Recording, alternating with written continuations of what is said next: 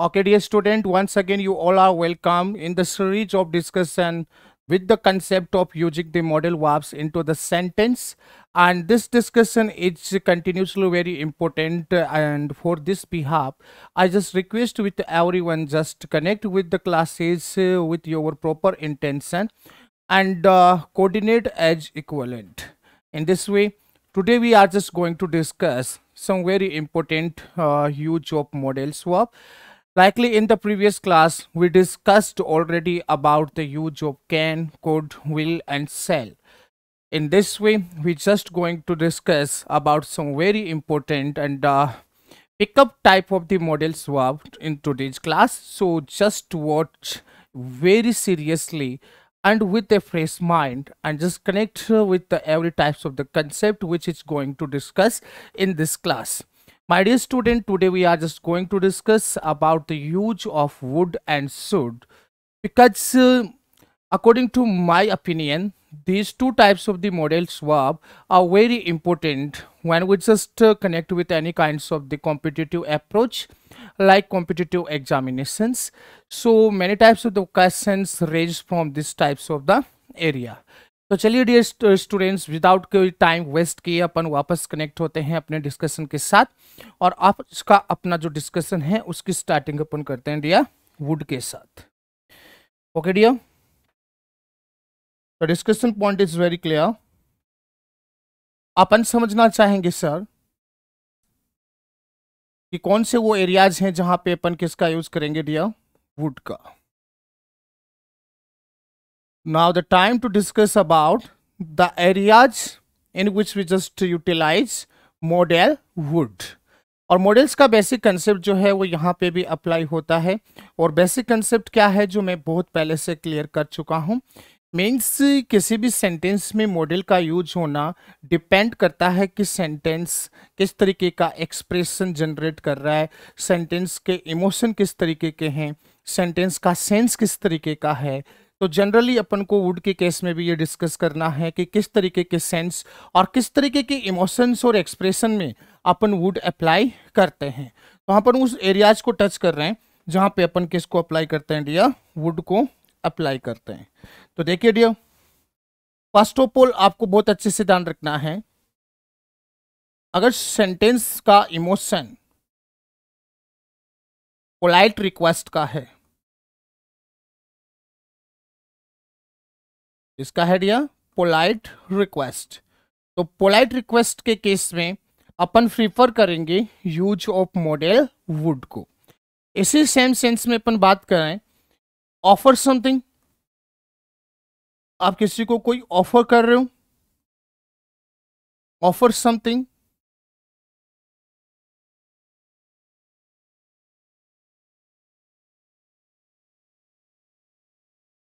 next is like imagination.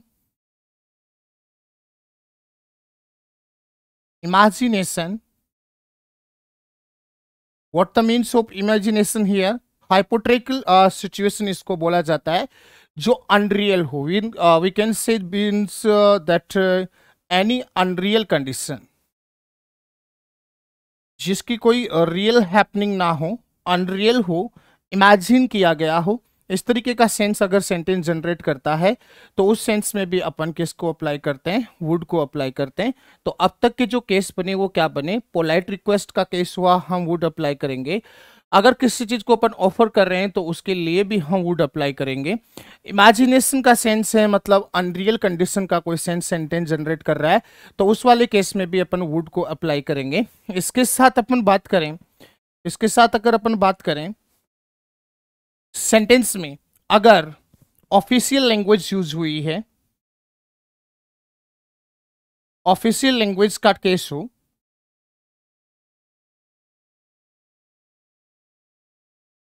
Official language के case में भी अपन वुड को अप्लाई करेंगे. इसके साथ अगर अपन बात करें कि सेंटेंस में अगर आपको रेदर या प्रीफर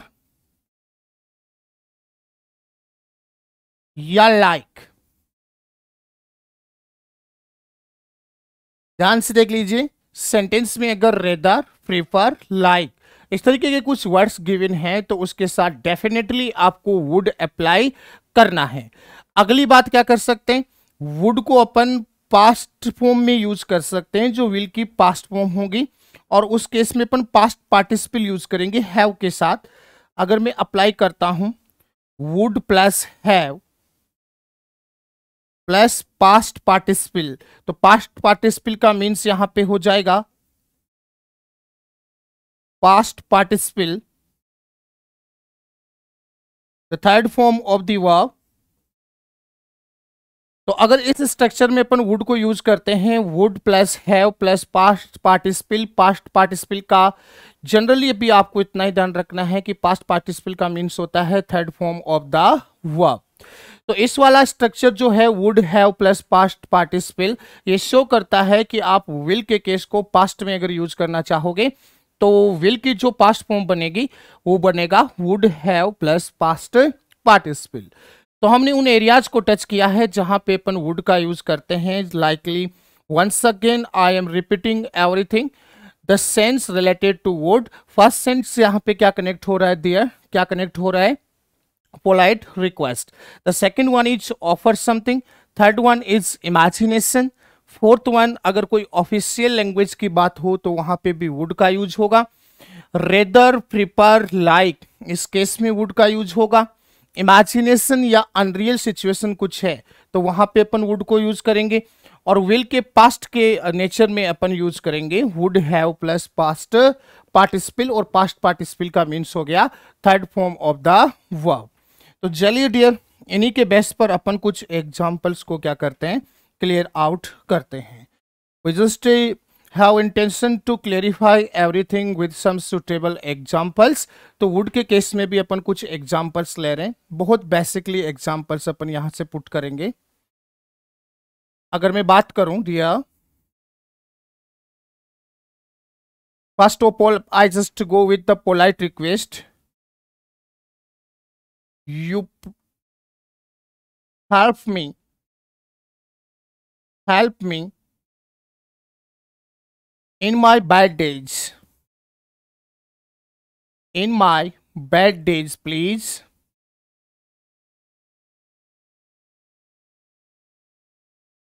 bad days please।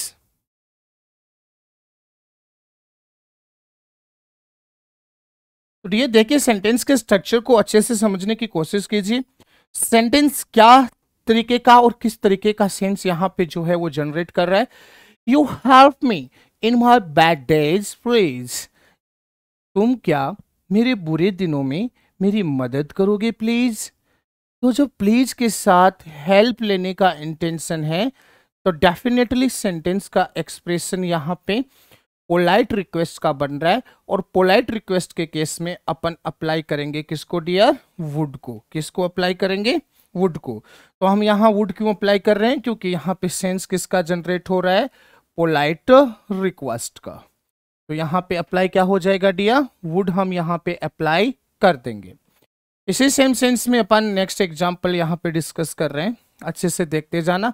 अगर आप किसी को कुछ ऑफर करते हो तो उस ऑफरिंग के केस में भी आपको वुड अप्लाई करना है। जैसे मैं एक सेंटेंस क्रिएट करता हूं, यू टेक की जगह में वर्ब को क्या कर देता हूं, थोड़ा change. Share a cup of tea with me, cup of tea with me। चलो डियर, देखिए सेंटेंस का सेंस अपन को फिर से आइडेंटिफाई करना है और प्रॉपर वे में इसको अपन क्या करेंगे, आइडेंटिफाई करेंगे।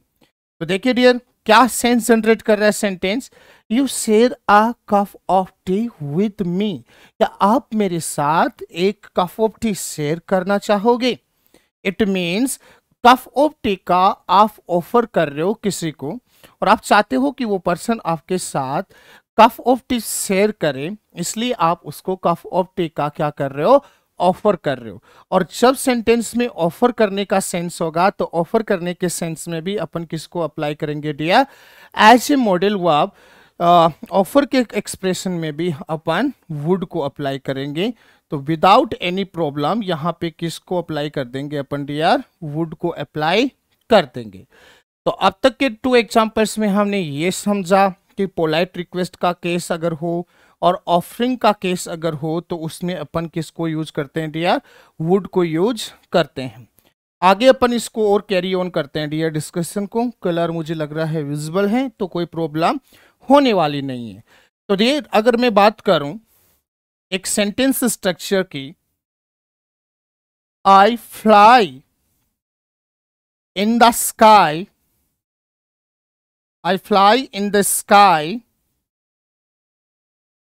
If I कंडीशनल सेंटेंस है तो वर अपन यूज करेंगे if I were a bird. क्या कह रहा है sentence dear, a fly in the sky if I were a bird. अगर मैं एक पक्षी होता तो आसमान में उड़ता। आप ना तो पक्षी हो और अगर आप पक्षी नहीं हो तो आसमान में भी नहीं उड़ सकते। ये सिर्फ आप क्या कर रहे हो, इमेजिनेशन कर रहे हो, हाइपोथेटिकल सिचुएशन का यहाँ पे डिस्कस कर रहे हो, अनरियल सिचुएशन का आप डिस्कस कर रहे हो। सिचुएशन अनरियल क्यों है, क्योंकि एटलीस्ट आप ये समझ सकते हो कि आप यहाँ सिर्फ एक अपने ब्रेन में थिंक कर रहे हो कि अगर मैं एक बर्ड होता तो मैं स्काई में उड़ता। इट मीन्स आप रियल में बर्ड नहीं हो। ये सिचुएशन कैसी बन रही है आपके लिए, अनरियल सिचुएशन। और सिंपल वर्ड्स में अगर इसको बताएं तो इसको बोलते हैं अपन इमेजिनेशन। तो इमेजिनेशन का सर यहाँ पे केस है, और इमेजिनेशन के केस में अपन क्या करेंगे, फिर से वंस अगेन यहाँ किसको अप्लाई कर देंगे डियर, किसको अप्लाई कर देंगे, वुड अप्लाई कर देंगे। तो अनरियल और जो बात करें तो इमेजिनेशन का अगर सेंस है तो वहां पर भी किसको अप्लाई करेंगे अपन, वुड को अप्लाई करेंगे। और इसमें ध्यान रखना ये कंडीशनल फ्रेज बनता है, तो कंडीशनल फ्रेज में जो वर्ब है वो क्या होगी, वर ही आप यहाँ पे यूज करोगे। कौन सी वर्ब यूज करोगे डियर, वर का आप यहाँ पे यूज करोगे। तो इस तरीके से हमने अब तक पोलाइट रिक्वेस्ट, ऑफर समथिंग और इमेजिनेशन का डिस्कस किया। आगे सेंटेंस को अपन कैरी ऑन करते हैं और बात करते हैं सेंटेंस की। आई want to draw your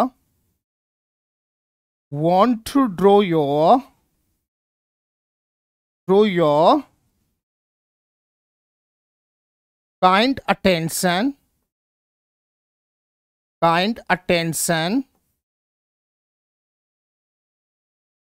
towards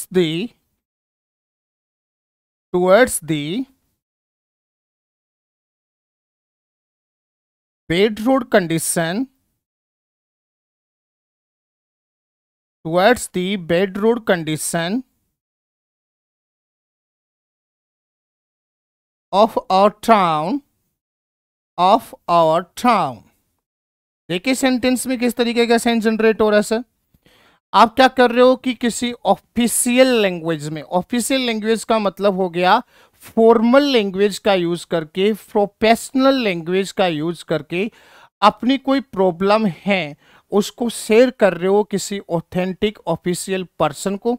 तो लाइक जब अपन लेटर कम्युनिकेट करते हैं, तो जो लेटर कम्युनिकेट हम किसी को करते हैं एक ऑथोराइज पर्सन को, उस केस में अपन ऑफिशियल लैंग्वेज को यूज करते हैं। और अब जब भी ऑफिशियल या प्रोफेशनल या मैं अगर कहूँ तो फॉर्मल लैंग्वेज के यूज की बात आएगी, उस केस में आपको किसको अप्लाई करना है, वुड को अप्लाई करना है।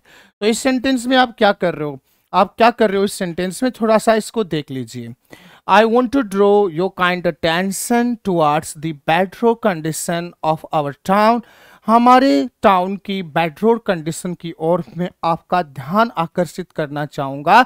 इट मीन जो पर्सन इसको कम्युनिकेट कर रहा है थ्रू ए लेटर, वो जिस ऑथोराइज पर्सन के लिए ये लेटर कम्युनिकेट कर रहा है, तो वो ऑथोराइज पर्सन एक ऑफिशियल होता है।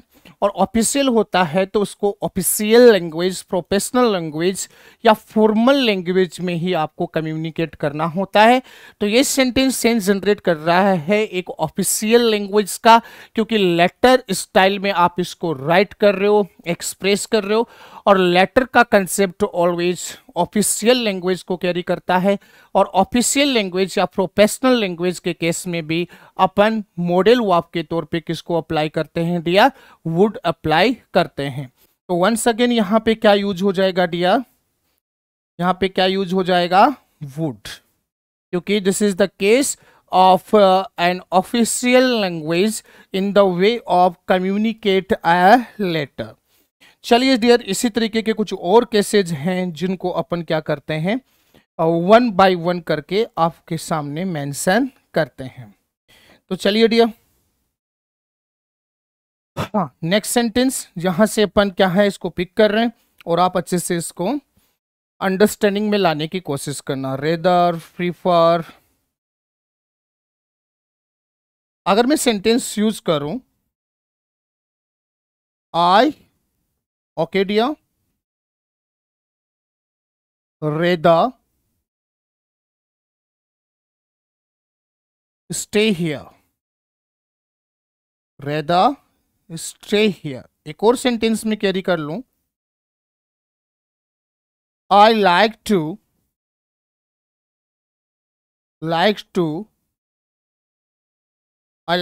Invite you. चलिए इन 2 सेंटेंसेज में अपन किस चीज को पिक करेंगे? जो मैंने अभी आपको डिस्कस करके बताया है। और डिस्कशन का पॉइंट क्या है?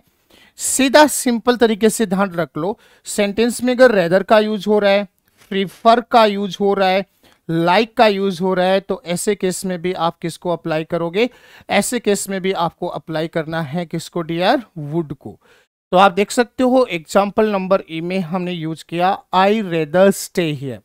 एक बात और ध्यान रख लेना, अगर प्रीफर का यूज हो रहा है, रेदर का यूज हो रहा है, तो उसके बाद जो वर्ब यूज होगी वो फर्स्ट फॉर्म में होगी।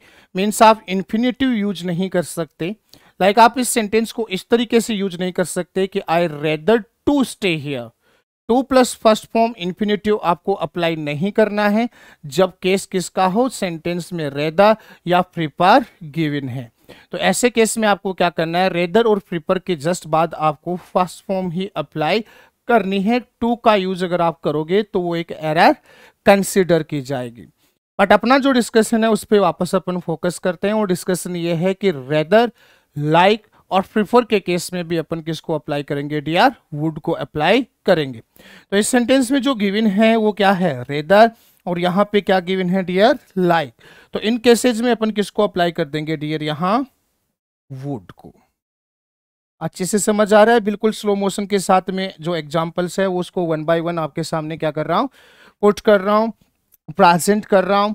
और किसी तरीके की प्रॉब्लम रेज होती है, any kind of problem just raise in your mind, you can ask your questions through putting the comments in the comment box and we will solve your problem one by one। तो चलिए dear, यहाँ पे would के कुछ और examples अपन discuss कर लेते हैं। और अगर अपन बात करें कि विल के पास्ट में अगर यूज करना है तो इस तरीके से सेंटेंस अपन क्रिएट कर सकते हैं। तो देखिए अगला एग्जाम्पल, जैसे मैं इस एग्जाम्पल को लेता हूं डियर, चलो जी, I would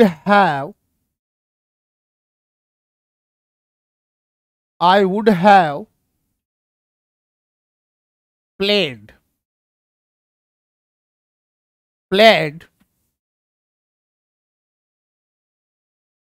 that cricket match। ऐसा कुछ शुड में भी होगा। बहुत अच्छे से सेंटेंस को देखना डियर। सेंटेंस के फॉर्मेशन में बेसिकली क्या चीज यूज हुई है? आप यहां वुड के साथ किसको अप्लाई कर रहे हो? हैव को अप्लाई कर रहे हो।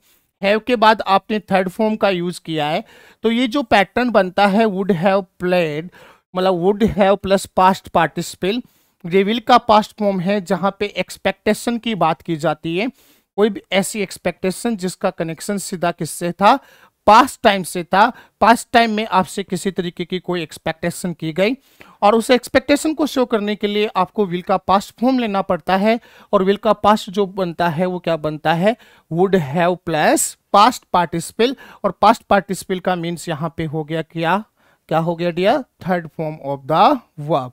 और ये किस चीज को शो करता है, ये किस चीज को शो करता है, पास्ट एक्सपेक्टेशन को क्या करता है डियर, शो करता है। पास्ट के टाइम की किसी तरीके की एक्सपेक्टेशन हो उसका फॉर्मेशन हो जाएगा would have plus third form. इसी तरीके से यहाँ पे भी मैं आपको एक पॉइंट बता देता हूं, अगर पास्ट एक्सपेक्टेशन की अगर बात की जा रही है तो वहां शुड भी यूज होता है। किस तरीके से, अगर ये सेंटेंस में इस तरीके से पुट कर दूं, I should have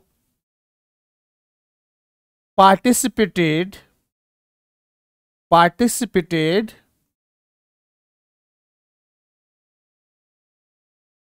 in that cricket tournament,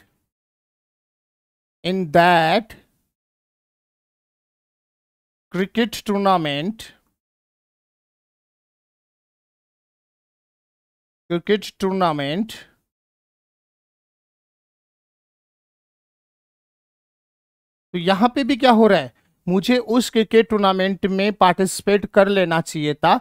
ये पास्ट की एक्सपेक्टेशन है और पास्ट की एक्सपेक्टेशन होगा तो उसका फॉर्मेशन अगर विल के पास्ट की बात करें तो would have plus past participle हो जाएगा, और अगर सेल के केस की बात करें तो should have plus past participle means third form of the verb हम यहां पे अप्लाई कर देंगे। अब ये दोनों ही तरीके के केस किसको शो करते हैं डियर, पास्ट एक्सपेक्टेशन को। किसको शो करते हैं डियर, पास्ट एक्सपेक्टेशन को। तो याद रखिएगा जब भी पास्ट एक्सपेक्टेशन की बात हो गई तो would have plus third form और should have plus third form को अपन क्या करेंगे डियर, अप्लाई करेंगे। चलिए इस डिस्कशन को अपन सेम पैरेलल वे में आगे कैरी करते हैं और वुड के बाद अगला जो हमारा डिस्कशन है वो शुड से रिलेटेड होगा। बहुत बेसिकली आप इस सेंटेंस के जो यूजेज हैं डिपेंड करते हैं एक पर्टिकुलर मॉडल वर्ब पे, उसको समझते जाइएगा। तो यहाँ पे आप देख सकते हो अपने डिस्कशन के अगले पॉइंट में अपन पहुंच रहे हैं और अपन डिस्कस कर रहे हैं डियर किसको, शुड को।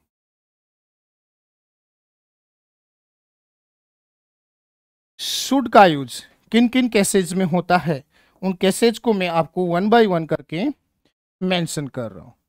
डियर अगर सेंटेंस में ऑर्डर का सेंस हो, एक्सप्रेशन किस चीज का हो, ऑर्डर का हो, एक्सप्रेशन किस चीज का हो, एडवाइस का हो,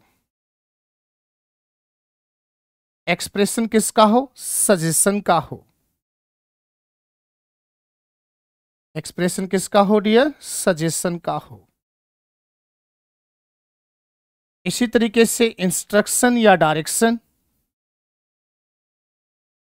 इंस्ट्रक्शन और डायरेक्शन।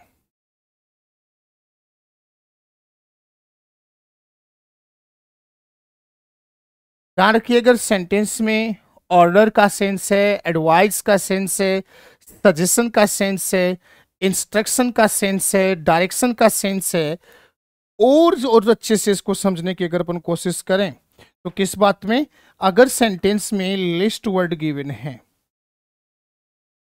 LEST जिसका मतलब होता है नहीं तो, order, advice, suggestion, instruction, direction, और अगर सेंटेंस में लिस्ट वर्ड गिवन है तो उस केस में अपन किसको अप्लाई करेंगे, शुड को अप्लाई करेंगे। आगे एक छोटा सा पॉइंट है उसको भी साथ में ले लीजिए, जब और टू को डिस्कस करूंगा तो इससे कनेक्ट करूंगा। अगर मोरल ड्यूटी की बात की जाए डियर, मोरल ड्यूटी के केस में भी अपन शुड अप्लाई करते हैं जब और टू का एब्सेंस हो। ध्यान से सुन लीजिए, मोरल ड्यूटी के केस में और टू भी अप्लाई होता है और टू के साथ शुड भी अप्लाई होता है।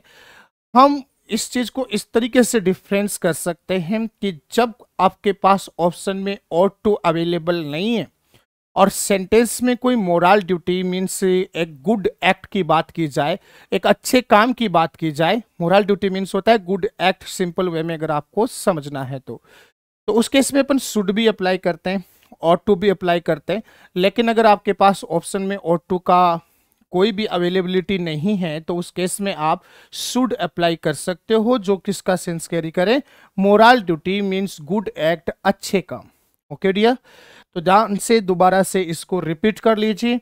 ऑर्डर, एडवाइज, सजेशन, इंस्ट्रक्शन या डायरेक्शन, लिस्ट, अगर वर्ड सेंटेंस में गिवन है या सेंटेंस में मोरल ड्यूटी है तो इस केस में आप किसको अप्लाई करते हो, शुड अप्लाई करते हो।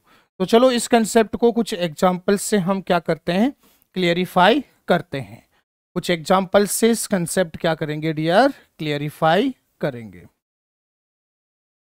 तो एग्जाम्पल नंबर 1 आप देख सकते हो। चलो जी डियर, यहां पे बहुत अच्छे से आप समझने की कोशिश करना। यू, चलिए अच्छे से देख लीजिए।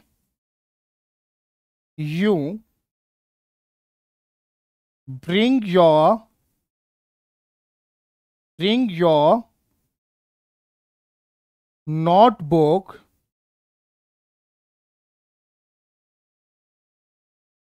on my table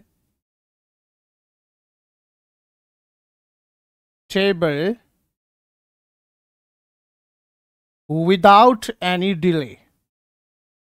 बिना किसी देरी के तुम्हारी नोटबुक मेरी टेबल पे लेके आओ, विदाउट एनी डिले। तो आपको बोला जा रहा है सर कि बिना कोई देरी करे आप अपनी नोटबुक मेरी टेबल पे लेके आओ। और जब इस सेंस में आपसे बात की जा रही है कि बिना देरी किए आपको ये काम करना है, बिना कोई टाइम वेस्ट किए आपको ये एक्शन करना होगा, तो वो एक्सप्रेशन जो रेज करता है वो एक्सप्रेशन ऑर्डर का एक्सप्रेशन होता है, जो क्लियरली आपको एग्जाम्पल नंबर ए में दिखाई दे रहा है। क्या दिखाई दे रहा है कि कोई पर्सन आपको ये बोल रहा है कि आप immediately without delay in time आपको ये वाला एक्शन करना है। इट मीन्स वो पर्सन आपको क्या दे रहा है, इस वाले केस में ऑर्डर जनरेट कर रहा है। तो ऑर्डर के सेंस में भी अपन किसको अप्लाई करेंगे डियर, ऑर्डर के सेंस में भी अपन शुड को अप्लाई करेंगे। तो सेंटेंस में ऑर्डर का सेंस है, यहां पे क्या अप्लाई हो जाएगा, शुड। नेक्स्ट एग्जांपल आप देख सकते हो। अगर मैं एडवाइस की बात करूं, you consult with a doctor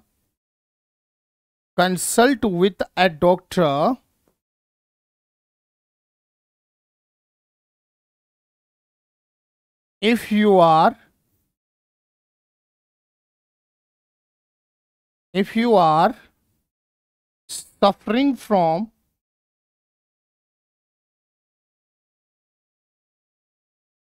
suffering from cold fever. अगर आप कोल्ड फीवर से सफरिंग कर रहे हो तो आपको एक डॉक्टर से कंसल्ट करना चाहिए।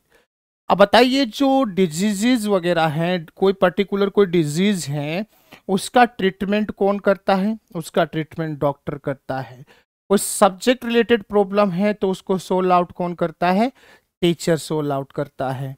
तो जब आपको कुछ ऐसा करने को कहा जाए जिसका ट्रीट कोई प्रोफेशनल पर्सन करेगा और वो वाली प्रॉब्लम उस प्रोफेशनल पर्सन से ही रिलेट कर रही है, मीन्स डिजीज का जो है, किसी तरीके का डिजीज का ट्रीटमेंट जो है वो कौन कर पाएगा, वो डॉक्टर कर पाएगा। मतलब ये प्रोफेशनल प्रॉब्लम है और आपको अपनी प्रोफेशनल प्रॉब्लम सोल्व करने के लिए अगर कुछ बोला जाए तो इसमें सेंस होता है डियर किसका, एडवाइस का। किसका सेंस होता है, एडवाइस का। जैसे मान लो आपको टीचर बोले कि आपको स्टडी में हार्ड वर्क करना चाहिए, आपको स्टडी में क्या करना चाहिए, hard work. Teacher said you should study hard. और टीचर अगर आपको बोल रहा है और किस काम के लिए बोल रहा है, स्टडी करने के लिए, तो स्टडी और टीचर का आपस में प्रोफेशनल कनेक्शन बनता है। तो उस वाले काम को करने के लिए अगर वो बोल रहा है तो ये क्या हो जाता है, एडवाइज हो जाता है।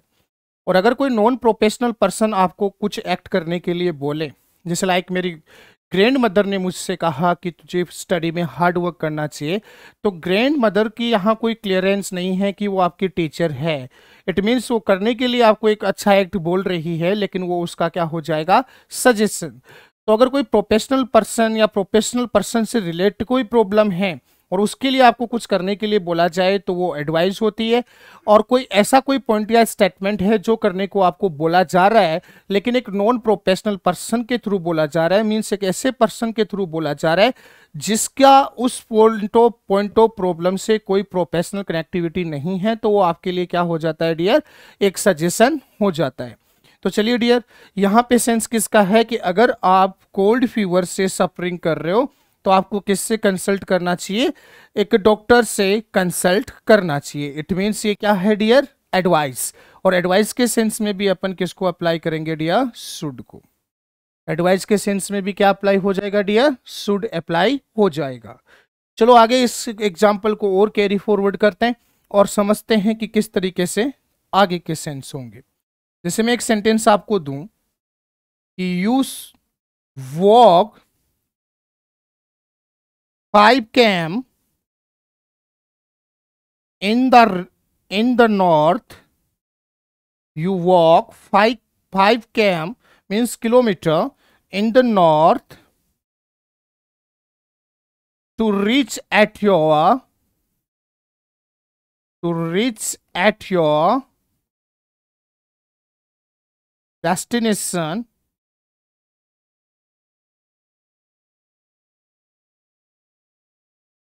अपनी मंजिल तक पहुंचने के लिए आपको नॉर्थ में 5 किलोमीटर चलना होगा।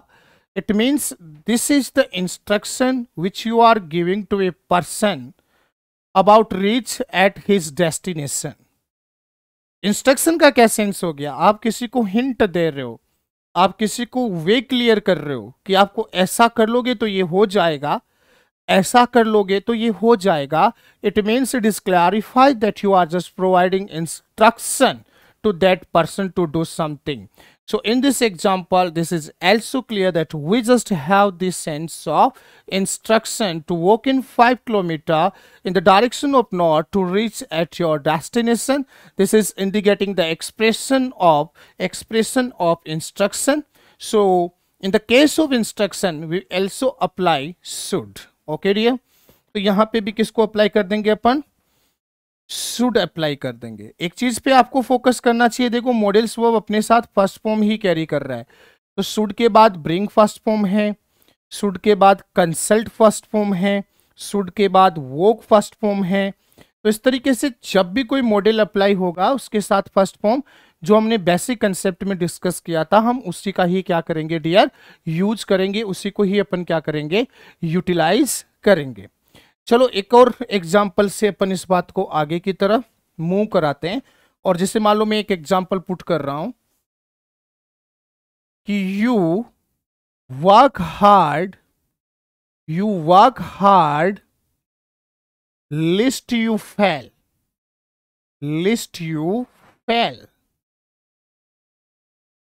आपको क्या करना चाहिए डियर, हार्ड वर्क करना होगा, नहीं तो तुम फेल हो जाओगे। एक चीज का ध्यान रखना, कंफ्यूज मत हो जाना। जैसे होमोफोन्स होते हैं, लाइक मैं अगर लिखूं यहाँ पे LEAST, दूसरा है LEST, इनका प्रोनाउंसिएशन बिल्कुल करेक्ट और सेम है, प्रोनाउंसिएशन लिस्ट है, पर डिफरेंस है। अगर अपन LEAST यूज करेंगे तो इसका मतलब होता है कम से कम, और LEST यूज कर रहे हैं ये सेंस देता है नहीं तो।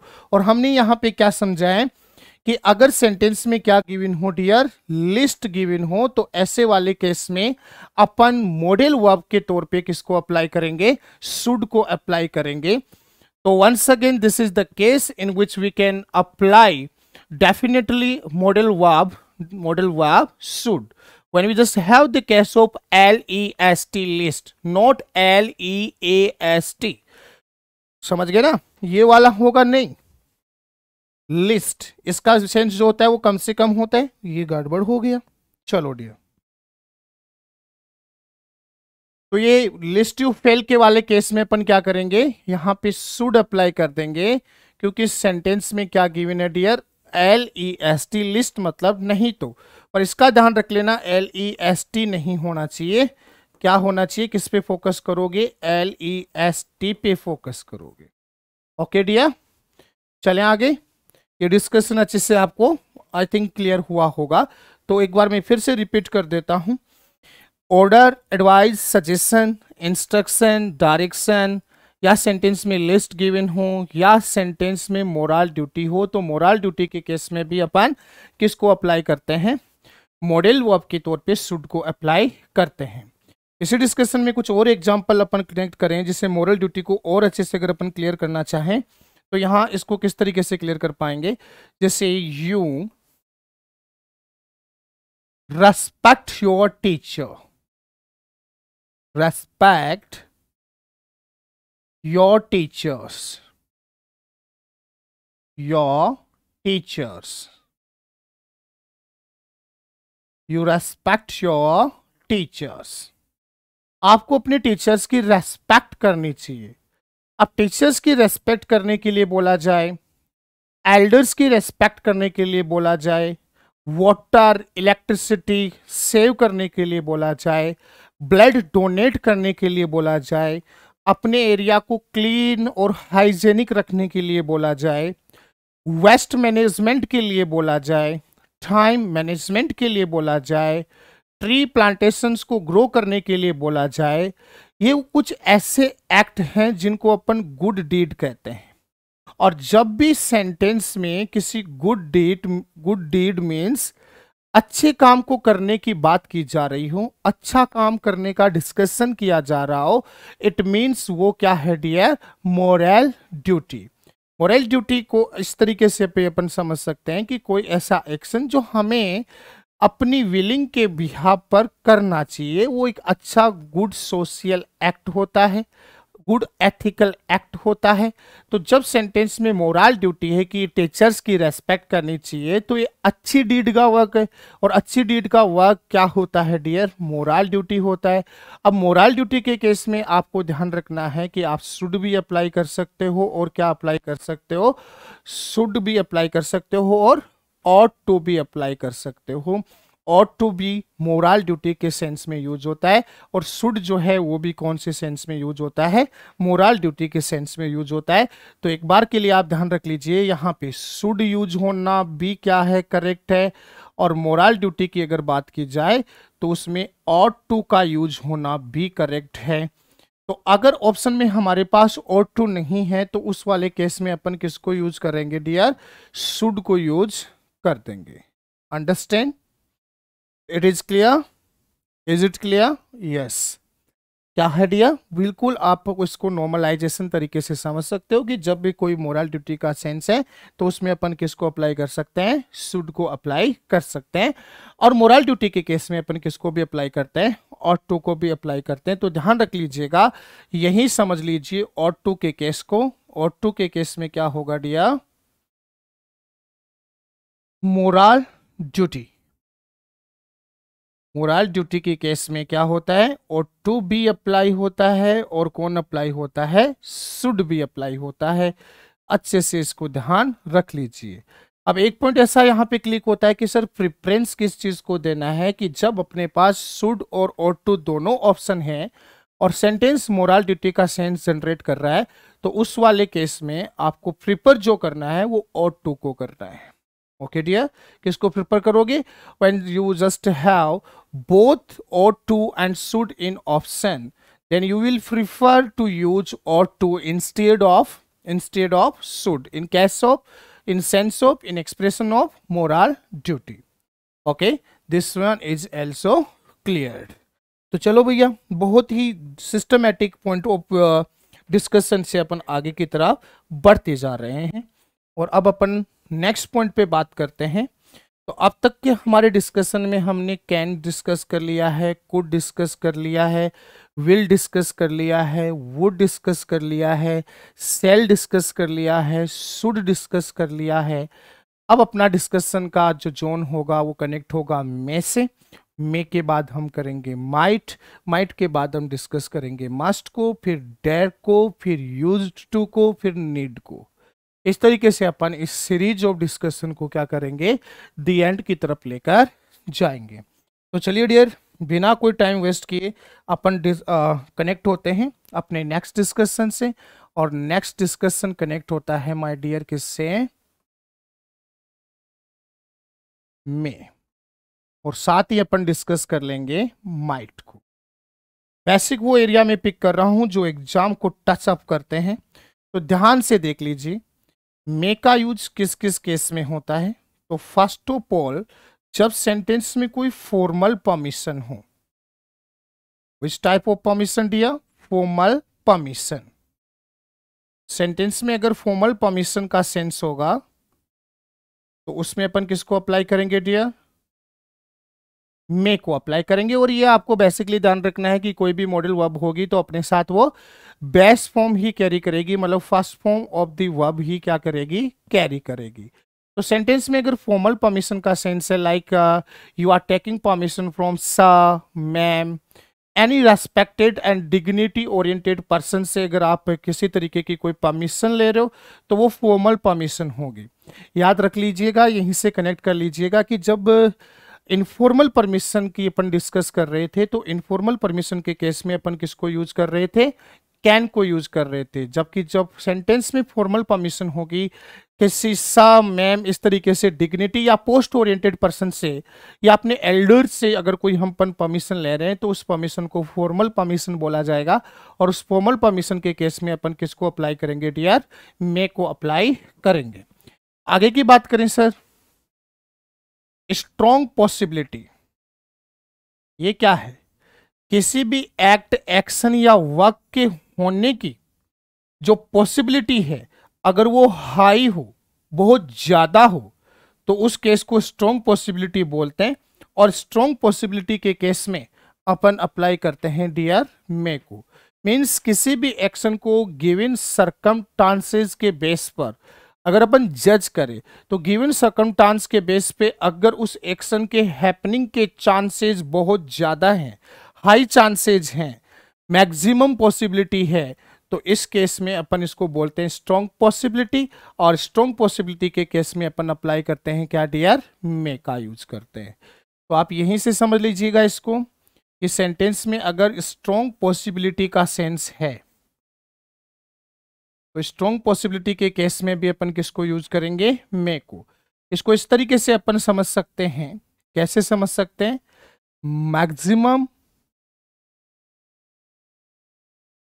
मैक्सिमम चांस ऑफ हैपनिंग, किसी भी एक्शन के मैक्सिमम चांस ऑफ हैपनिंग के, तो उसको स्ट्रॉन्ग पॉसिबिलिटी अपन बोलते हैं। और स्ट्रॉन्ग पॉसिबिलिटी के केस में अपन किसको यूज करते हैं डियर, मे को यूज करते हैं। ओके डियर, आई थिंक ये भी आपका क्या होता है, क्लियर आउट होता है। नेक्स्ट बात करते हैं अपन। तो नेक्स्ट डिस्कशन की तरफ मूव अगर अपन करें तो अगर सेंटेंस में my dear pray, wish, bless, शुभकामना, आशीर्वाद, प्रार्थना, प्रार्थना हो गया, शुभकामना हो गई और आशीर्वाद, मीन्स प्रे, विश, ब्लेस, इसके केस में भी अपन किसको अप्लाई करते हैं, मे को अप्लाई करते हैं। इसके साथ अगर बात करें क्रॉस, क्रॉस मीन्स होता है डियर बद्दुआ। हिंदी में अगर प्योरली बात की जाए तो श्राप देना। तो क्रॉस का सेंस है किसी के लिए बैड थॉट्स जनरेट कर रहे हैं, उसको अपन क्रॉस बोलते हैं। और क्रॉस के सेंस में भी अपन किसको अप्लाई करते हैं, मे को अप्लाई करते हैं। तो वो कौन से जोन्स बने डियर, मे का यूज कहाँ होगा, जब सेंटेंस में फॉर्मल परमिशन होगी, सेंटेंस में स्ट्रॉन्ग पॉसिबिलिटी का सेंस होगा, सेंटेंस में प्रे, विश या ब्लेस का सेंस होगा, सेंटेंस में क्रॉस मीन्स बद्दुआ का सेंस होगा। तो ये वो जोन है, जोन ऑफ एक्सप्रेशन है, जिसके केस में अपन सेंटेंस में किसको अप्लाई करते हैं, सेंटेंस में मे को अप्लाई करते हैं as a modal verb. Okay dear, ये क्लियर हुआ। तो अब चलते हैं मे से रिलेटेड कुछ एग्जाम्पल्स को अपन डिस्कस करते हैं। तो मे से रिलेटेड एग्जाम्पल्स की अगर मैं बात करूं तो अपन वन बाय वन इन सबको क्या करेंगे, डिस्कस करेंगे। अगर फॉर्मल परमिशन है, like first I just going to take तो example which is related with the expression of formal permission. I enter the office, enter the office,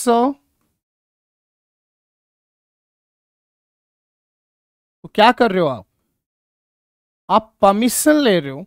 और परमिशन के केस में क्या गिवन है सेंटेंस में, स।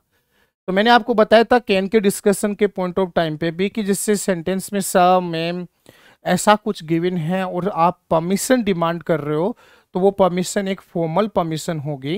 तो अगर आप बोल रहे हो कि आई एंटर द ऑफिस सा, कि सर मैं ऑफिस में एंटर हो सकता हूं, it means you are taking permission to enter the office from स means a post oriented person. और पोस्ट ओरिएंटेड पर्सन से अगर किसी तरीके की आप कोई परमिशन ले रहे हो तो वो परमिशन क्या होगी डियर, फॉर्मल परमिशन। और फॉर्मल परमिशन के केस में आप किसको अप्लाई करोगे, मॉडल वर्ब के तौर पे आपको अप्लाई करना होगा क्या डियर, मे। तो यहां पे क्या अप्लाई हो जाएगा dear, may I enter the office. Okay dear, तो चलो इसी तरीके से अगला एग्जाम्पल करते हैं।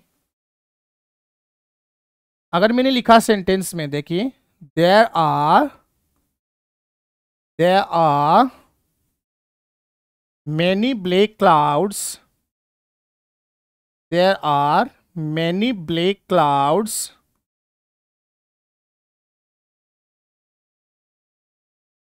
in the sky,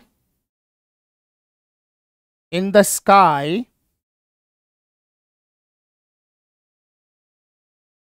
आसमान में कई सारे काले बादल हैं, सो इसलिए it rain today, rain today. ठीक है सर, आपको सेंटेंस में एक सर्कमस्टांस मीन्स एक सिचुएशन गिवन है, और वो सिचुएशन क्या है कि आसमान में बहुत सारे काले बादल हैं। अब आप प्रैक्टिकल सोचना कि आसमान में अगर बहुत सारे काले बादल होंगे तो उन काले बादलों को देखकर आप इतना मुझे बताओ रेन होने की पॉसिबिलिटी क्या है। जब भी प्रैक्टिकली हम आसमान की तरफ देखकर ये देखेंगे कि आसमान में तो बहुत सारे काले बादल हैं, और उसके हिसाब से उसके बिहाफ पे हमें यही लगेगा कि आज बड़े चांसेज है किसके होने के, बारिश होने के। तो मेरा पॉइंट क्या था कि गिवन सरकमस्टांस के बेस पे अगर आपको ये लगे कि एक्शन के हैपनिंग के चांसेस मैक्सिमम है, बहुत ज्यादा है, तो वो स्ट्रॉन्ग पॉसिबिलिटी होती है। इसका कतई मतलब ये नहीं है कि बारिश होना जरूरी है, ना भी हो, लेकिन गिवन सरकमस्टांसेस से यही आइडिया लग रहा है कि बारिश होने के चांसेस क्या हैं, ज्यादा। अगर मैं कहूँ बहुत सारे काले बादल हैं तो क्या लगेगा, कॉमन सेंस की बात क्या आएगी कि आज बारिश हो सकती है, इट मीन्स उसके चांसेस क्या है, ज्यादा। और जब गिवन सिचुएशन के अकॉर्डिंग आपको लगे कि किसी भी एक्शन के इंप्लीमेंट होने के चांसेस ज्यादा हैं, तो उसको अपन क्या बोलते हैं, स्ट्रॉन्ग पॉसिबिलिटी। और स्ट्रॉन्ग पॉसिबिलिटी के केस में भी अपन किसको अप्लाई करते हैं डियर, किसको अप्लाई करते हैं, मे को अप्लाई करते हैं। तो यहाँ पे किसको अप्लाई कर देंगे अपन, मे एज ए मॉडल, क्योंकि सेंटेंस यहाँ पे स्ट्रॉन्ग पॉसिबिलिटी के सेंस को क्या कर रहा है, कैरी कर रहा है। आगे की अगर अपन बात करें, next sentence is you live long, live long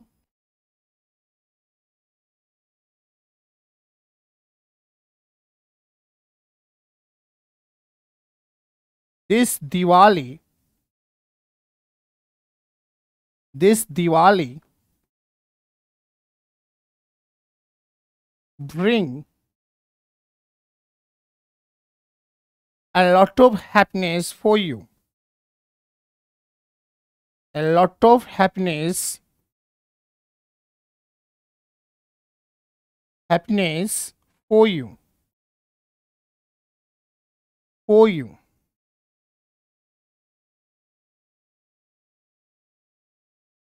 next बात करें, यू डाई सून, डाई सून। तो देखिए सेंसेज को अपन यहां जज करेंगे, कुछ एग्जांपल्स हमने one by one back to back लिए हैं। क्या बोल रहे हो सर आप? यू लिव लॉन्ग, आपकी लंबी उम्र हो। अगर आप किसी को लंबी उम्र की बात करते हो तो एक तरीके से आपकी पॉजिटिव प्रे या क्या है, विश है। अगली बात कर रहे हैं, this Diwali bring a lot of happiness for you. ये दिवाली आपके लिए बहुत सारी खुशियां लेके आए। मीन्स आप किसी के बारे में यहाँ पॉजिटिव ही बोल रहे हो, और अगर पॉजिटिव बोल रहे हो तो एक तरीके से एक प्रे है या उसके लिए आप पॉजिटिवली क्या कर रहे हो, विश कर रहे हो। इसी तरीके से आप नेक्स्ट देखिए, यू डाई सून, तुम जल्दी ही मर जाओ। ये क्या आपने पॉजिटिव बोला है किसी के लिए? ये आपने अच्छा बोला है? अरे भैया आप मरने की बात कर रहे हो कि तू जल्दी से मर जाए। इट मीन्स आपके माइंड में किसी पर्सन के लिए जब आपने ये बोला, एक नेगेटिव थॉट जनरेट हुआ, और नेगेटिव थॉट के केस में डियर सेंस जो बनता है वो क्रश का सेंस बनता है, और क्रश के सेंस में भी अप्लाई होता है मॉडल वर्ब में। तो प्रे और जो ब्लेस का सेंस है वहां पे भी क्या हो जाएगा, में। और बैड थॉट्स हैं, नेगेटिव थॉट्स हैं, या क्रस मींस बद्दुआ है, तो उस वाले केस में भी यहाँ क्या अप्लाई हो जाएगा, मॉडल में अप्लाई हो जाएगा। तो यहाँ पे केस जो बना, इस केस के बिहार पर यहाँ पे अपन क्या यूज करेंगे, में, बिकॉज प्रे और विश के केस हैं। और यहां क्रश का केस है, तो क्रश के केस में भी क्या बनेगा डियर, किसका यूज होगा, मे का यूज होगा। तो प्रैक्टिकली हमने यहाँ पे सिस्टमेटिकली पोस्टमार्टम किया है यूज ऑफ मे का। सिस्टमेटिकली उन सेंसेज को समझा है, उन सेंसेज को टारगेट किया है जहां पे मे अप्लाई होने वाला है, और उसके बिहाफ पे हमने कुछ सिस्टमेटिकली एग्जाम्पल्स को क्या किया है, क्लियरिफाई किया है। चलो इस डिस्कशन को यहां से एड ऑन करते हैं और समझते हैं माइट के यूज को। तो ध्यान से समझ लीजिएगा, मेरा ये जो पॉइंट है रिवर्स कनेक्ट होगा में से। अब रिवर्स कैसे कनेक्ट होगा, इस चीज को देखना आप। अगर आप माय डियर बात करो कि सर माइट कहाँ यूज होने वाला है, तो माइट को डिस्कस कर लेते हैं। तो मैं आपसे बात पूछूंगा, मैं आपको पूछूंगा क्या कि इसके दो तरीके के मतलब है सर। किस तरीके के मतलब है, जरा देख लेना। पहला तो माय डियर, अगर सेंटेंस में रिमोट पॉसिबिलिटी का सेंस हो, रिमोट पॉसिबिलिटी, इसका सेंस जनरेट हो रहा है सेंटेंस में, रिमोट पॉसिबिलिटी। और सर रिमोट पॉसिबिलिटी क्या होती है, गिवन सर्कमस्टांस के अकॉर्डिंग अगर किसी एक्शन के हैपनिंग चांसेस मिनिमम हो, बहुत कम हो, या ना के बराबर हो, बिलो 50% हो, उसको अपन रिमोट पॉसिबिलिटी बोलते हैं।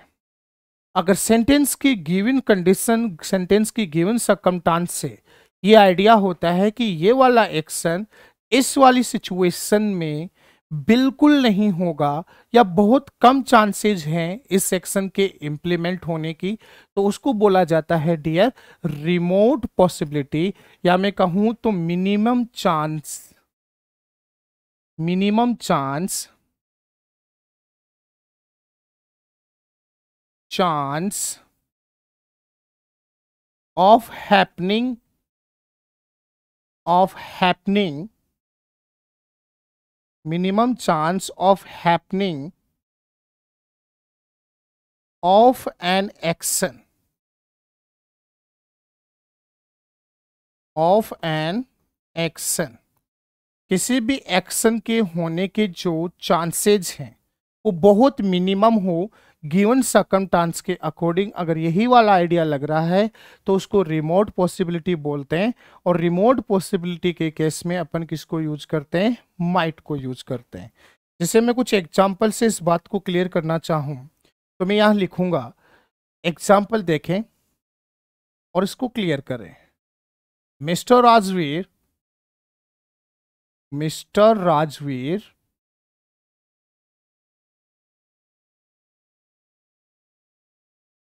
is a very poor, very poor fellow.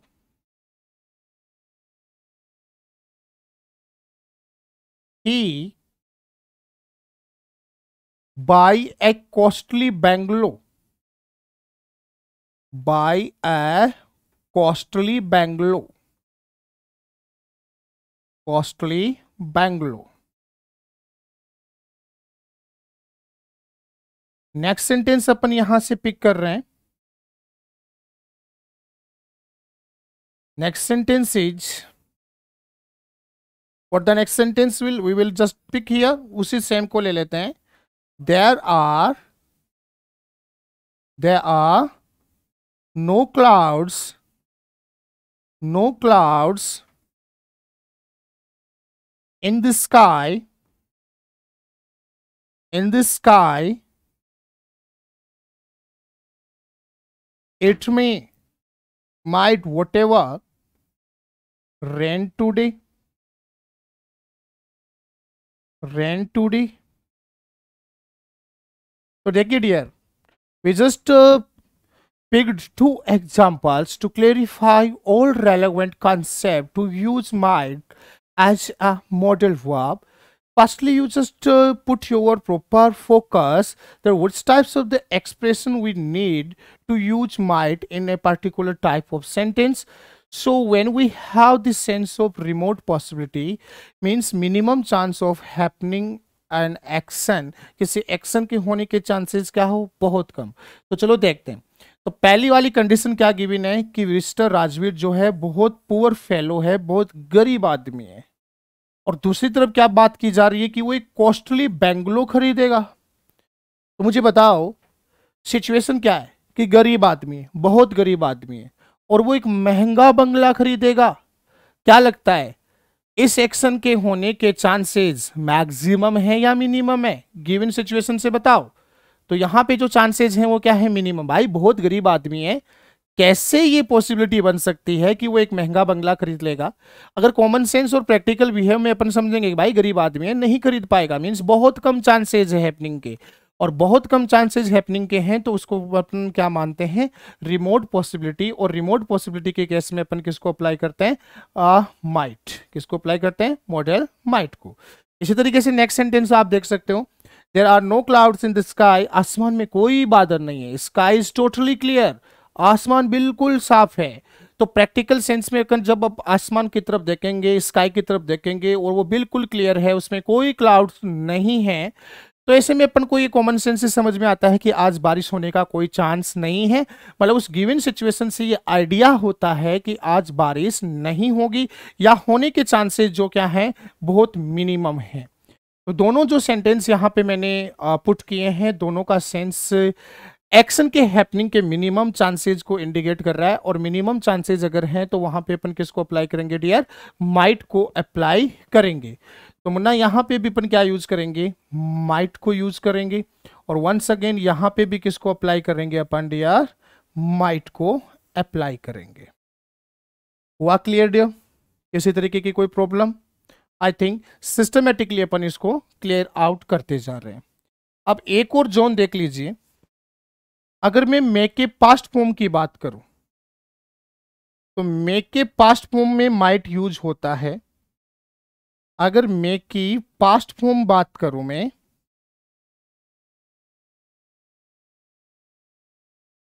तो मे के पास्ट फॉर्म में क्या यूज होगा डियर, देखें। चलो, तो मे की पास्ट फॉर्म अगर होगी डियर तो might plus have plus past participle means the third form of the verb. क्या यूज करेंगे, माइट हैव थर्ड फॉर्म। और ये किसको शो करता है, मे के पास्ट वर्जन को शो करता है। और ये क्या शो करेगा सर, इसमें किस तरीके का सेंस होगा, ये होगा पास्ट रिक्वेस्ट को शो करता है। किसको शो करता है डियर, पास्ट रिक्वेस्ट को। अगर फॉर्मेशन किस तरीके का हो, फॉर्मेशन में might have plus third form use हो रहा है, तो माइट हैव थर्ड फॉर्म इस बात को इंडिकेट करता है कि सेंटेंस में पास्ट रिक्वेस्ट का सेंस है और वो पास्ट पार्टिसिपल के साथ माइट हैव यूज हो जाएगा, जो कि मे का क्या है, पास्ट फॉर्म है। मे का क्या है, पास्ट फॉर्म। एक बात ये भी ध्यान रख लेना कि माइट हैव के बाद थर्ड फॉर्म होना कंपलसरी है, और अगर थर्ड फॉर्म गिवन नहीं है तो वो एक एरर मानी जाएगी। जैसे मैं एक एग्जांपल यहां पुट कर रहा हूं, she might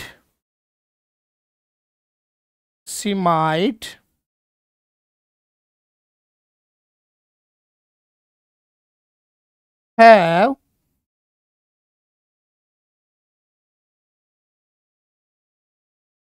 make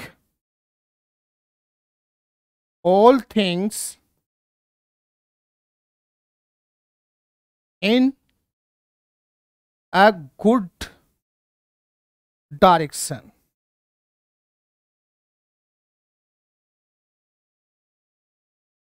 past request की बात है, she might have make all things in a good direction. उसने सारी चीजें बहुत अच्छी तरीके से व्यवस्थित करी, गुड डायरेक्शन में व्यवस्थित करी। एक रिक्वेस्ट है, एक पोलाइटनेस है, और उस पोलाइटनेस में सेंटेंस को एक्सप्रेस किया गया है कि उसने सारी चीजें बहुत अच्छे से मैनेज करी, अच्छे डायरेक्शन में मैनेज करी। इस तरीके का सेंटेंस एग्जाम में आता है। तो यहाँ पे एरर क्या होगी, क्या एरर होगी जरा देखना। आपने क्या किया डियर, आपने क्या किया, मेक के पास्ट पॉसिबिलिटी की बात करी। यहां पे रिक्वेस्ट, और रिक्वेस्ट के साथ अपन बात कर लेंगे पास्ट की पॉसिबिलिटी। तो पास्ट में अगर पॉसिबिलिटी शो करेंगे तो क्या हो जाएगा, क्या हो जाएगा, might have plus third form. Past request की बात कर लीजिए या पास्ट पॉसिबिलिटी की बात कर लीजिए, यहां पे अपन यूज करेंगे might have plus third form. लेकिन इस सेंटेंस में क्या आपने माइट यूज किया, हैव यूज किया, लेकिन मेक फर्स्ट फॉर्म यूज कर दी, जबकि यहां पे क्या होना चाहिए था, मेड। तो ये वाली यहां पे क्या है डियर, एरर है। तो इस तरीके से एरर रिलेटेड क्वेश्चंस भी पूछे जाते हैं। तो उसके लिए आपको ध्यान रखना चाहिए कि सेंटेंस में जब पास्ट फॉर्म्स यूज होगी तो वो कुछ इस तरीके से होगी। जैसे अगर मैं विल की बात करूं तो विल के पास्ट में अपन क्या यूज करेंगे dear, would plus have plus third form, would plus have plus third form.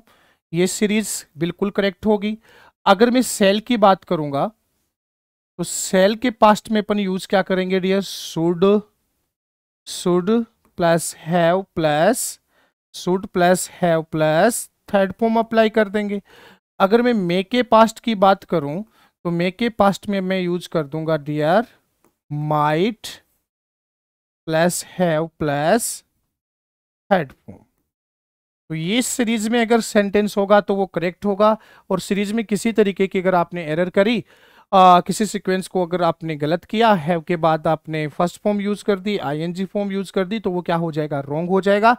आपको जब इनके पास्ट फॉर्म्स लेने हैं, पास्ट वर्जन लेना है, पास्ट एक्सप्रेशन लेना है, तो इसमें यूज करना पड़ेगा पार्टिसिपल्स। पार्टिसिपल का मीन्स हो गया third form of the verb. तो ये आई थिंक उसके बाद कंटिन्यूसली डिस्कशन में हमने मे और माइट को भी क्या किया है, यहाँ पे क्लेरिफाई किया है, बहुत अच्छे एग्जाम्पल्स को प्रेजेंट करते हुए। तो चलिए इस डिस्कशन को अब आगे की तरफ मूव करवाते हैं, और आगे की तरफ मूव करके अपन डिस्कस करेंगे बहुत इंपॉर्टेंट टाइप का मॉडल। और बहुत इंपॉर्टेंट टाइप के मॉडल में अपना डिस्कशन बनेगा मस्ट से रिलेटेड। किससे रिलेटेड डिस्कस करेंगे डियर, मस्ट। तो वही केसेस अपन समझने की कोशिश करते हैं कि किस केस के बेस पे सेंटेंस में must as a modal verb, auxiliary verb apply होगा। तो जरा देखिए डियर,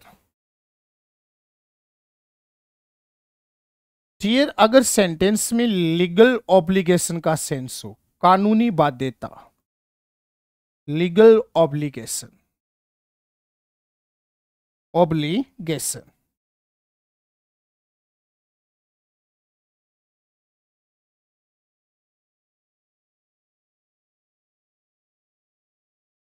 कोई भी ऐसा एक्शन जिसको लॉ ने, कानून ने रेस्ट्रिकेटेड कर रखा है, किसी भी तरीके के एक्शन को करने का एक लीगल पैरामीटर हो, उसको अपन लीगल ऑब्लिगेशन बोलते हैं।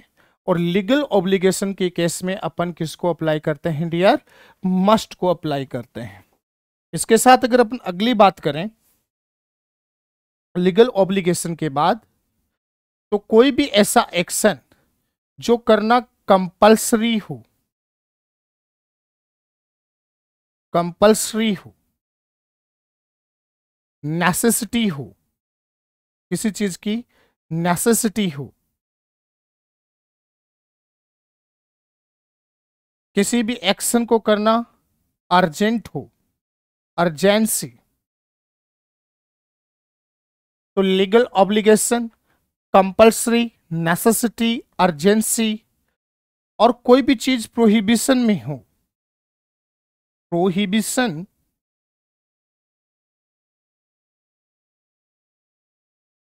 मीन्स किसी चीज को क्या करना हो, बैन, मना करने के सेंस में कि अगर आप ये वाला काम नहीं कर सकते, प्रोहिबिशन है, बैन है, रेस्ट्रिकेटेड है, वो वाला केस, वो वाले सेंस में भी अपन किसको अप्लाई करते हैं, मस्ट को। तो अच्छे से इसको दोबारा से देख लीजिए। लीगल ऑब्लिगेशन का केस, किसी एक्शन को करना कंपल्सरी हो, मीन्स आपके पास कोई सेकंड ऑप्शन नहीं है, किसी एक्शन को करने की आपकी जरूरत मीन्स नेसेसिटी हो, किसी को आप डिले नहीं कर सकते इस तरीके का एक्शन हो, अर्जेंसी का सेंस या एक्सप्रेशन हो, या प्रोहिबिशन मतलब किसी चीज को बैन करने का सेंस हो, तो इन टाइप के सेंसेज में अपन अप्लाई करते हैं डियर किसको, मस्ट को। तो चलो इसके कुछ examples upon one by one देख लेते हैं। तो एग्जांपल्स के सीरीज की बात करें तो जैसे मान लो ये वाला सेंटेंस है, अच्छे से इसको पिक करना। चलो जी, legal obligation, you legal obligation को क्लियरिफाई कर रहे हैं, we are, you we are seat belt, a seat belt, you wear a seat belt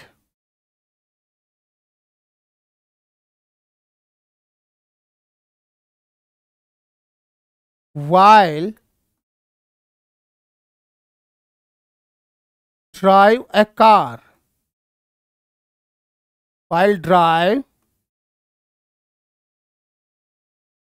you wear a seat belt if you are driving a car। इस तरीके से ले लेते हैं sentence.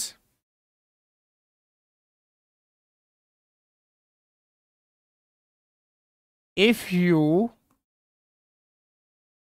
are driving a car, driving a car,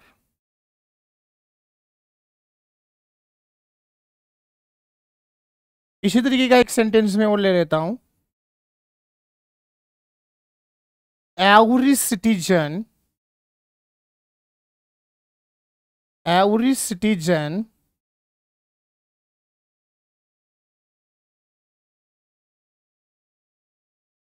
follow the, follow the rules and regulations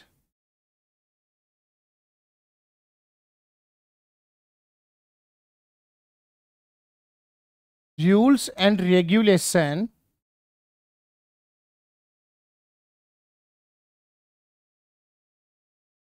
of the constitution, of the constitution, constitution।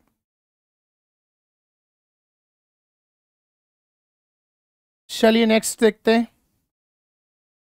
एक साथ examples की series ले लेते हैं।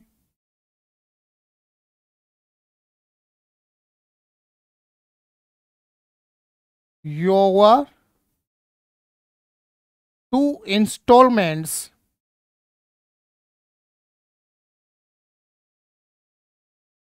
installments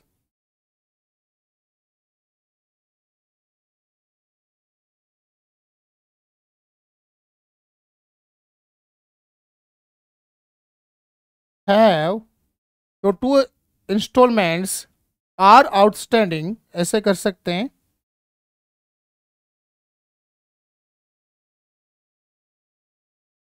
टू इंस्टॉलमेंट्स बकाया है, are outstanding,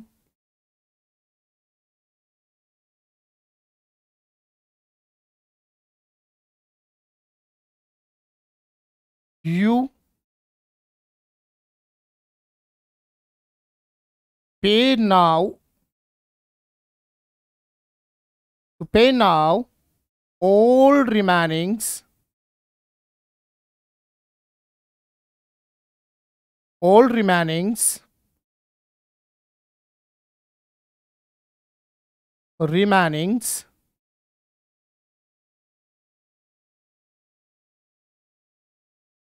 to escape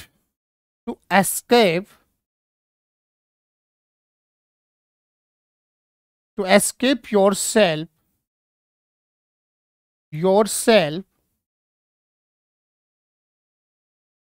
from legal action.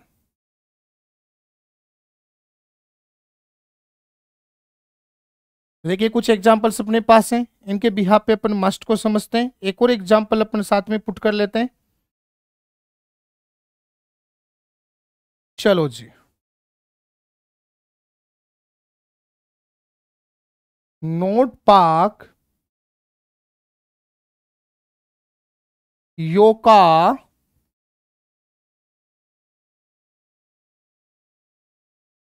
in no parking zone,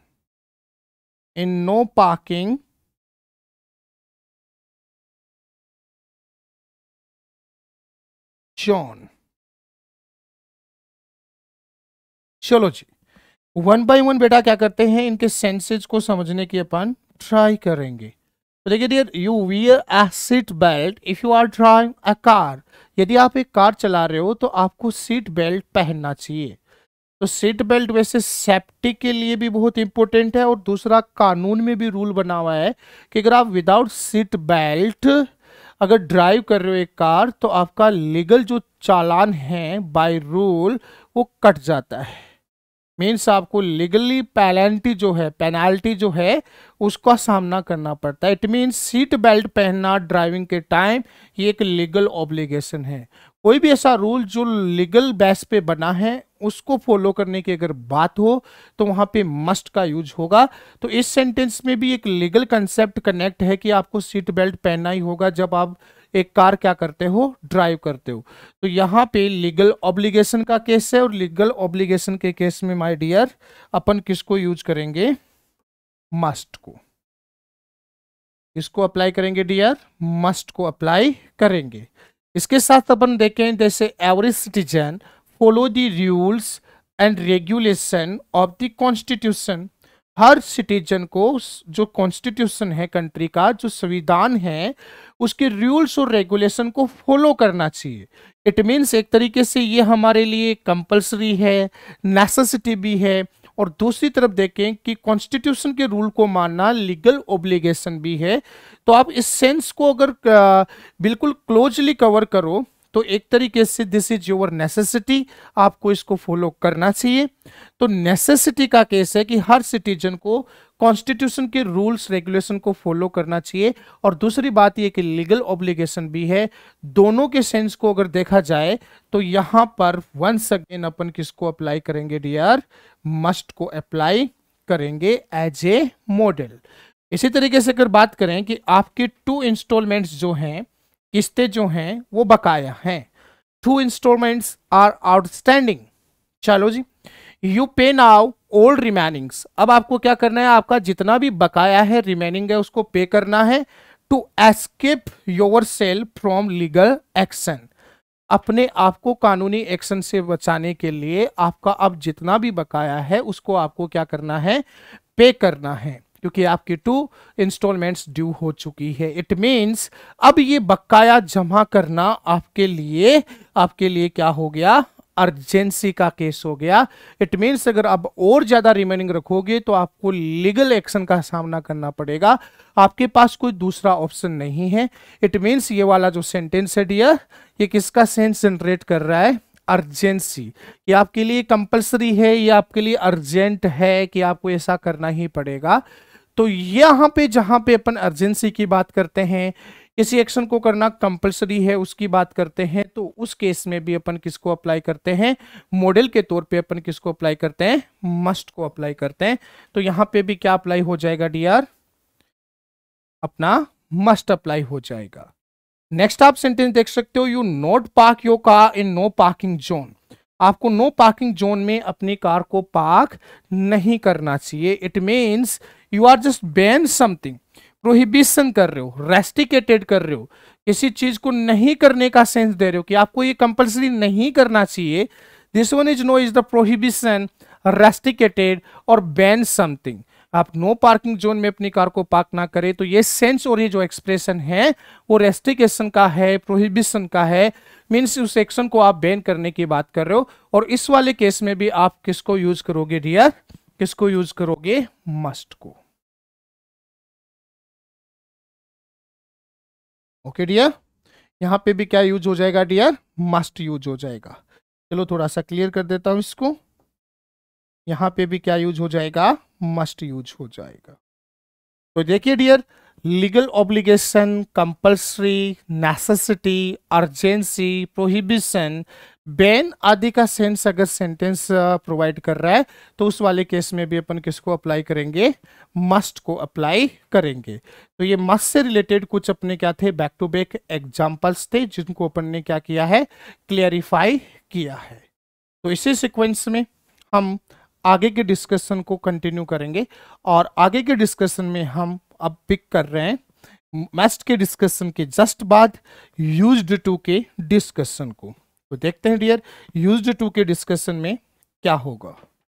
अब तक के डिस्कशन को अपन फ्लैशबैक में लेके देखते हैं। तो सबसे पहले आज की क्लास में हमने वुड को एग्जांपल्स के साथ डिस्कस किया है। वुड के बाद हमने डिस्कस यहाँ पे शुड को डिस्कस किया है, उसके हमने एग्जांपल्स लिए हैं। उसके बाद हमारा जो डिस्कशन था ओट टू की कनेक्टिविटी मोरल ड्यूटी से।